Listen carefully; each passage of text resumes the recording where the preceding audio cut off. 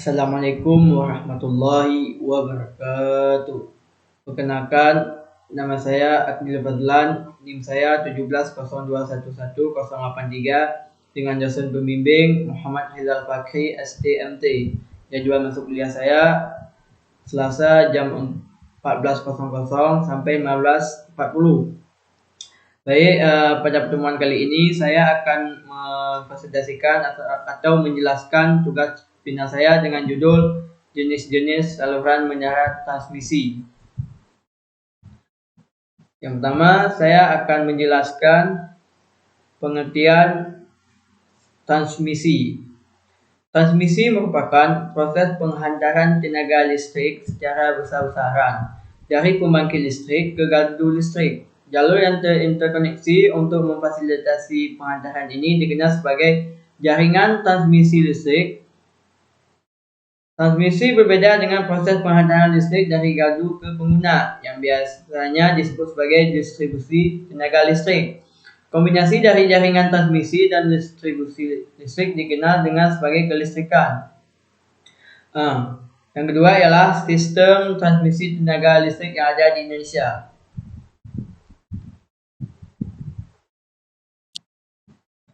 Prinsip kerja transmisi yaitu tegangan keluaran dari trafo pembangkit listrik dinaikkan menggunakan trafo step up. Pada umumnya, tegangan generator lebih kecil, 50 kV. Tegangan tersebut dinaikkan ke tegangan tinggi yaitu 150 kV atau tegangan ekstra tinggi yaitu 500 kV. Tegangan tersebut disalurkan sepanjang saluran transmisi yang berjarak ratusan kilometer membentang dari barat ke timur atau sebaliknya. Tegangan kemudian diturunkan ke tegangan menengah yaitu 20 kV pada gardu induk untuk selanjutnya didistribusikan ke konsumen. Saya akan menjelaskan yaitu pada sistem transmisi digunakan trafo step up karena semakin jauh transmisinya maka tegangannya makin kecil. Kayak tadi dijelaskan, pertama kan jumlah tegangannya 150 kV. Makin ke jauh, makin lama-lama, maka tegangan tersebut akan menurun hingga 20 kV untuk disalurkan ke konsumen. Saya akan menjelaskan proses transmisi listrik dari gardu sampai ke pengguna. Yang pertama ialah dari gardu akan disalurkan ke trafo. Dari trafo di gardu induk akan dinaikkan ke menara transmisi atau tower baja dan disalurkan ke trafo kembali.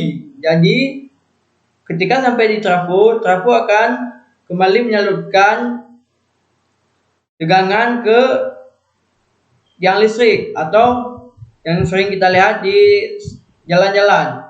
Dari proses tersebut, maka listrik tersebut akan disalurkan ke pengguna. Jadi, listrik itu pertama dari gardu induk memiliki tegangan yang sangat tinggi. Semakin jauh sampai ke pengguna, maka tegangan tersebut akan menurun. Baik, saya akan melanjutkan hasil presentasi saya yaitu jenis-jenis saluran transmisi. Yang pertama ialah saluran udara tegangan ekstra tinggi atau yang lebih dikenal dengan SUTED, yaitu memiliki 200 kV sampai 500 kV. Pada umumnya digunakan pada pembangkitan dengan kapasitas di atas 500 MW. Tujuannya adalah agar drop tegangan dan penampang kawat dapat direduksi secara maksimal sehingga diperoleh operasional yang efektif dan efisien.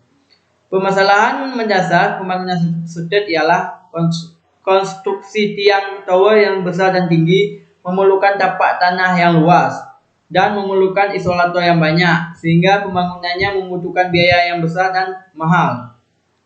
Masalah yang lain yang dapat ditimbulkan ialah masalah sosial, sepertinya ialah berdampak pada masalah pembiayaan. Antara lain, timbulnya protes dari masyarakat yang menentang pembangunan SUTED. Permintaan ganti rugi tanah yang tapak tower yang terlalu tinggi dan mahal, adanya permintaan ganti rugi sepanjang jalur SUTED dan lain sebagainya. Pembangunan transmisi ini cukup efektif, yaitu dengan jarak 100 km sampai dengan 500 km. Yang kedua ialah saluran udara tegangan tinggi atau SUTT 30 kV sampai 150 kV.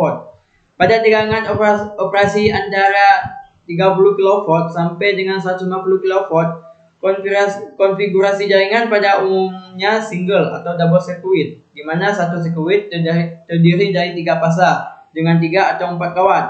Biasanya hanya 3 kawat dapat menghantar netralnya digantikan oleh tanah sebagai saluran kembali. Apabila kapasitas daya yang disalurkan terlalu besar, maka penghantaran pada masing-masing fasa terdiri dari 2 atau 4 kawat atau double atau quadruple.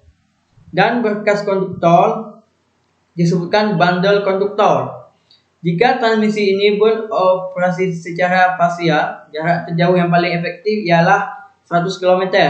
Jika jarak transmisi lebih dari 100 km, maka tegangan akan jatuh atau drop voltage terlalu besar, sehingga tegangan di ujung transmisi menjadi rendah. Yang ketiga ialah saluran kabel tegangan tinggi. Saluran kabel bawah tanah atau underground kabel, saluran transmisi yang menyalurkan energi listrik melalui kabel yang dipendam di dalam tanah. Kategori saluran seperti ini adalah favorit untuk pemasangan di dalam kota karena berada di dalam tanah, maka tidak mengganggu keindahan kota dan juga tidak mudah terjadi gangguan akibat kondisi baik cuaca ataupun kondisi alam yang tidak menentu. Namun tetap memiliki kekurangan antara lain mahal dalam instalasi dan investasi, serta sulitnya menentukan titik gangguan dan perbaikan. Pada saluran kabel tegangan tinggi dalam tanah ini memang memiliki pemasangan yang praktis serta kegunaan yang sangat bagus dalam kota. Tetapi penggunaan ini sangat memakan biaya yang sangat mahal. Sepertinya ketika pemasangan menggunakan kabel yang sangat bagus serta memiliki biaya operasional yang mahal karena sangat sulit untuk menentukan titik gangguan soalnya keberadaannya di dalam tanah. Baik, saya akan melanjutkan kembali presentasi saya, yaitu komponen-komponen utama saluran transmisi udara. Yang pertama ialah menara transmisi atau tiang transmisi. Yang pertama ialah tiang baja atau tiang beton yang bertulang dan tiang kayu. Pada umumnya digunakan untuk saluran-saluran transmisi dengan tegangan kerja yang relatif rendah di bawah 70 kV yang biasa kita lihat di sekitaran kita atau di jalan-jalan. Yang B ialah menara baja, digunakan untuk saluran transmisi yang tegangannya kerjanya sangat tinggi dan tegangan ekstra tinggi.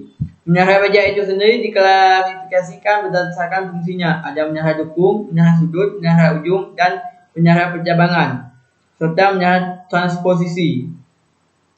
Komponen utama yang selanjutnya ialah isolator. Biasanya kan kalau isolator yang sering digunakan pada transmisi ialah yang pertama isolator jenis fasa, isolator jenis pos atau saluran. Yang ketiga ialah isolator gantung.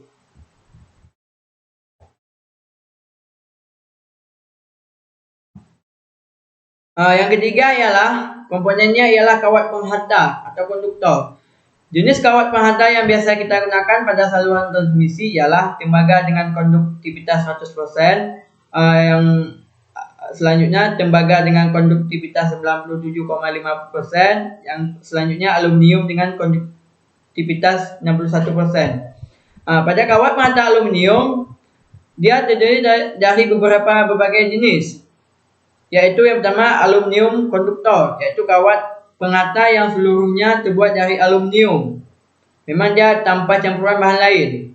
Yang B ialah aluminium alloy konduktor, yaitu kawat penghantar yang seluruhnya terbuat dari campuran aluminium. Berarti kawat tersebut ada yang memiliki campuran yang terbuat dari aluminium, berarti tidak seutuhnya aluminium.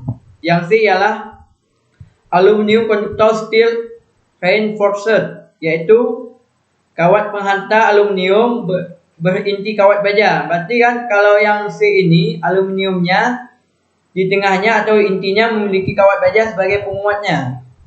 Yang D ialah aluminium konduktor atau reinforced, yaitu kawat penghantar aluminium yang diperkuat dengan logam campuran. Yang keempat ialah kawat di bawah tanah atau kawat tanah. Kawat tanah atau yang disebut juga dengan ground wires juga disebut kawat pelindung atau shear wires. Gunanya untuk melindungi kawat-kawat penghantar atau kawat-kawat pasar terhadap sembaran petir. Jadi kawat tanah itu dipasang di atas kawat pasar sebagai kawat tanah. Umumnya digunakan kawat baja atau steel wires yang lebih murah, tetapi tidak jarang digunakan ACSR. Baik, saya akan melanjutkan kembali pembelajaran atau presentasi saya, yaitu saya akan menjelaskan tipe-tipe menyarat transmisi. Yang pertama ialah inilah yang dikatakan sebagai menyarat shifted yang memiliki tegangan lebih daripada 150 kV. Kegunaannya sesuai dengan kebutuhan. Kenapa menyarat ini digunakan untuk shifted? Karena memiliki kekuatan yang terbuat dari baja. Sedangkan yang lain ada juga mungkin tidak sesuai dengan kepentingannya. Kayak ini kan, kalau yang biasa kita lihat di sekitaran kita ialah yang terbuat dari beton yang ada rongga di dalamnya. Mungkin dari tipe-tipe menyarat ini tidak semuanya ada digunakan di Indonesia, karena mungkin ini berpatokan pada seluruh dunia. Mungkin cukup di sini penyampaian saya. Mungkin kalau ada yang kurang atau kata-kata yang salah, saya minta maaf. Saya akhiri. Assalamualaikum warahmatullahi wabarakatuh.